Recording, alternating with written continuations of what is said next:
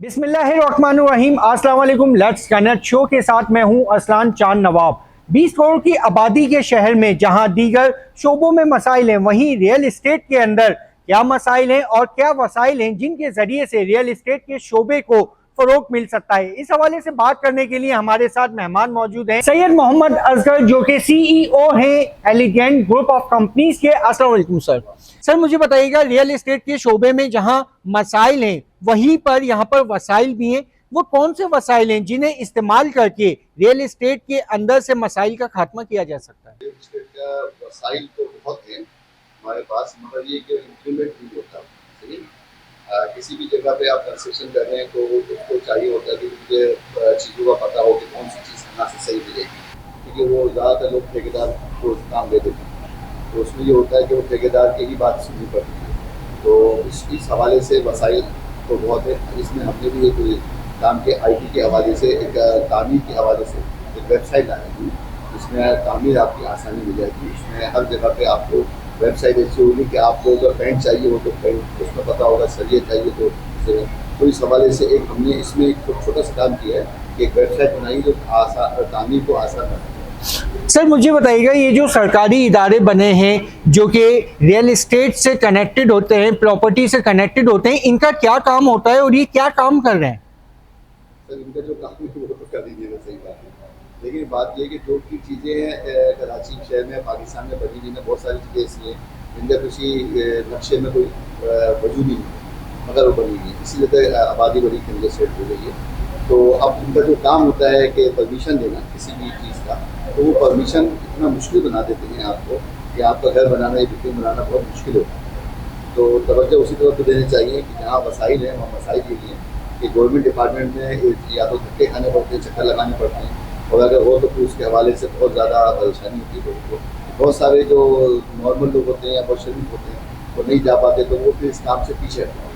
Sir शहर कराची को रोशनियों का शहर कहा जाता है और इस जगमगाता कराची के लिए जहां दीगर ग्रुपों की जानिब से सोसाइटीज़ और ये बनाई जा रही हैं, एक आम इंसान के लिए क्या, एक आम इंसान के लिए भरोसा करना मुश्किल होता है, तो उनके लिए क्या कहना चाहेंगी कि हम किस तरह से लोगों पे भरोसा कर सकते हैं?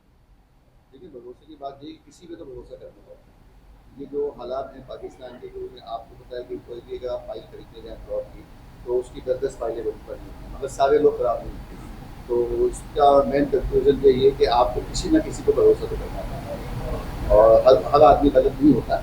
अगर 75% आपने आप लोग साथ गलत किया तो 45% अच्छे लोग होते हैं, और जिनकी वजह से ही मुल्क को है। सर आप मुझे बताइएगा कि कंस्ट्रक्शन के लिए कोई भी सोसाइटी बनती है तो उसकी शुरुआत से लेके और आखिर तक वो कौन से मराहिल होते हैं जिनसे गुजर के ये एक सोसाइटी या एक प्रोजेक्ट तैयार होता है?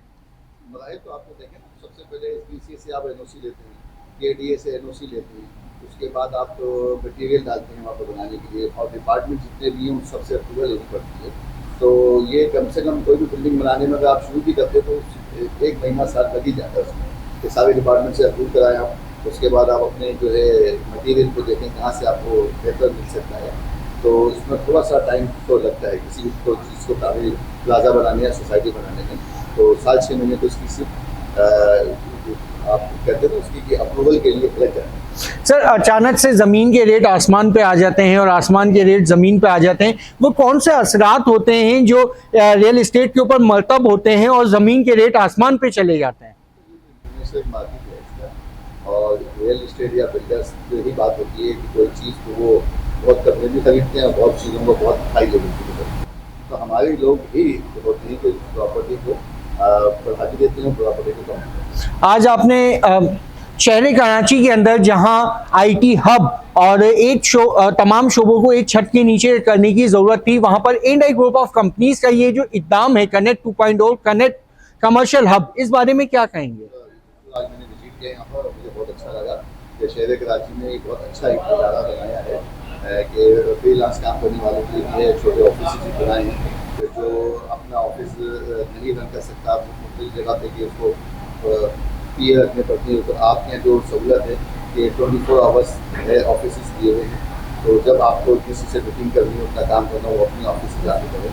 और IT के हवाले से आपने जो है काम किया है कि बच्चे जो है वो अपना आगे नई जनरेशन अपना ऑफिस ही बनाए, और कुछ लोग आपके साथ ऐसे भी जो इन्वेस्ट भी कर रहे हैं, तो ये बहुत अच्छा एग्जाम है और ऐसे एग्जाम और भी होना चाहिए। मौजूदा दौर के अंदर जहां आईटी और ई कॉमर्स को फरोग दिया जा रहा है, वहीं रियल एस्टेट के अंदर आईटी और ई कॉमर्स को किस तरह से यूज किया जा रहा है और इससे किस हद तक मईशत में बेहतरी आ सकती है। कोशिश तो कर रहे हैं कि आईटी से रिलेटेड रियल इस्टेट हो जाए और बिल्डर्स हो जाए, तो अब कोशिश तो हो रही है और जितना भी हम जदीद उसमें जाएंगे आईटी के मामला में, आईटी की टेक्नोलॉजी में, उतनी चीज़ें आसान होती हैं। शहर कराची को जगमगाता शहर बनाने के लिए रियल एस्टेट शोबे का अहम किरदार है। इसी के ऊपर हमने बात की। प्रोग्राम का वक्त मुख्तसर होने के बाइस यहाँ पर अब हम इजाज़त लेंगे। अगले प्रोग्राम में फिर मुलाकात होगी। जब तक के लिए अल्लाह हाफिज।